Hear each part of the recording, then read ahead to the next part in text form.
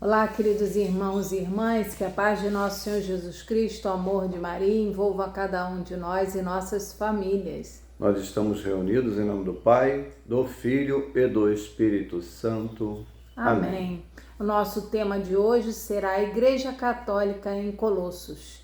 E para que possamos falar sobre o assunto, vamos ler Colossenses capítulo 1, versículos de 24 a 29. Pegue a sua Bíblia e nos acompanhe.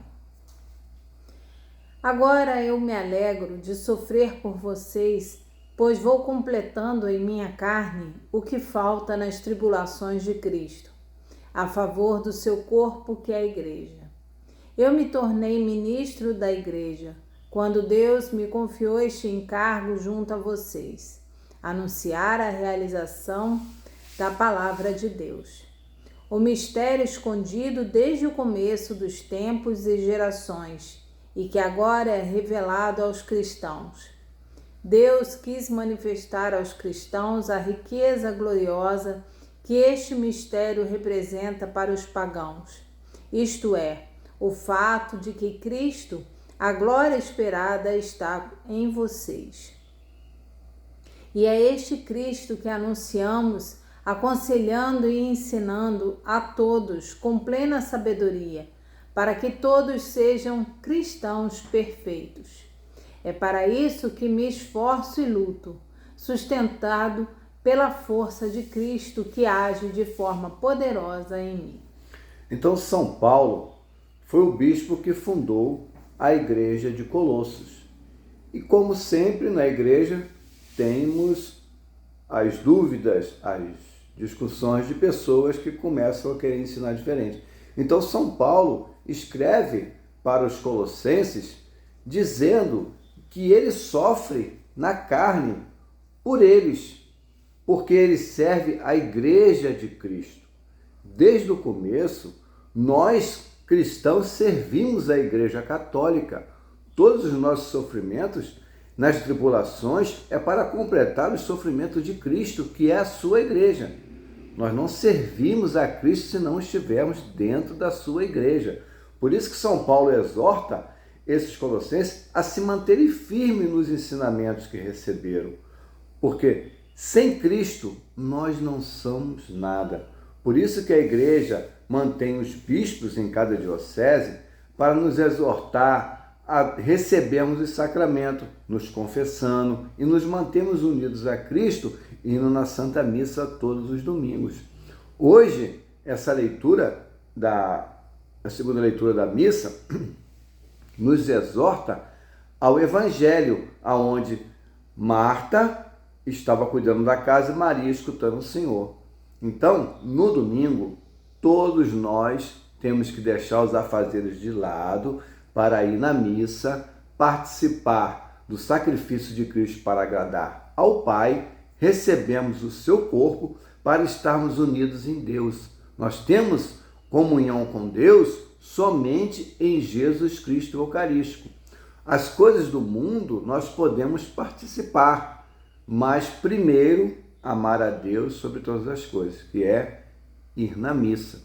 Conforme desde o começo em Abraão, aonde Deus se manifestou pela Santíssima Trindade. Abraão ali reconheceu a Santíssima Trindade.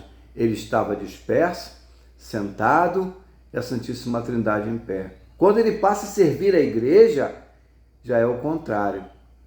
Ele está de pé diante da Santíssima Trindade, pronto para servir. E é isso que nós devemos fazer, estarmos prontos para servir a igreja, porque sem a igreja nós não servimos a Cristo. E o Evangelho de hoje nos mostra, duas irmãs que tiveram a mesma criação, mas como todos nós, somos diferentes. Mesmo os irmãos criados pelos mesmos pais, os irmãos são diferentes. E Marta tinha o dom de estar cuidando, de zelando. Não que fosse ruim, mas ela colocou isso em primeiro lugar. Ela se preocupou mais com as coisas humanas. Maria não, Maria se colocou logo aos pés de Jesus para escutá-lo. E quantas vezes na nossa vida nós somos Marta? E quantas vezes nós somos Maria? Eu vejo que nós temos que ter uma dosagem das duas de forma sadia, né? Temos que zelar pela igreja, nós temos que zelar pela nossa família, cuidar sim da nossa casa, porque Deus ama também o zelo que nós temos pela nossa família, pelos nossos filhos, pelo marido, pela esposa. Então Deus ama aquele que é zeloso, que cuida, que tem o carinho ao preparar a sua comida, que tem o carinho ao cuidar da sua casa, de trabalhar, de trazer o pão de cada dia para dentro de casa. Então, Deus ama essas pessoas trabalhadoras, não é que ele desgoste, mas o que não pode acontecer na nossa vida cristã é que a gente deixe que isso tome conta do nosso tempo, do nosso dia, e nós não tenhamos o tempo para Deus, não saibamos discernir o momento que é destinado a isso. Nós temos que ter no nosso dia a dia um momento para Cristo, nós temos que ter o nosso momento para oração, e principalmente oração em família, oração com os filhos, oração com o marido, com a esposa, oração com os pais. Temos que destinar na nossa vida, no nosso dia, o momento da oração, até o nosso momento pessoal, independente, que nós não estejamos unidos, mas que estamos ali no momento só nós com Deus.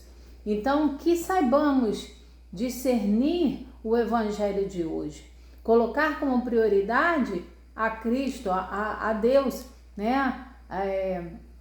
Que saibamos tirar um tempo para isso, e principalmente o domingo. Tem um ditado que diz que domingo sem missa, semana sem graça.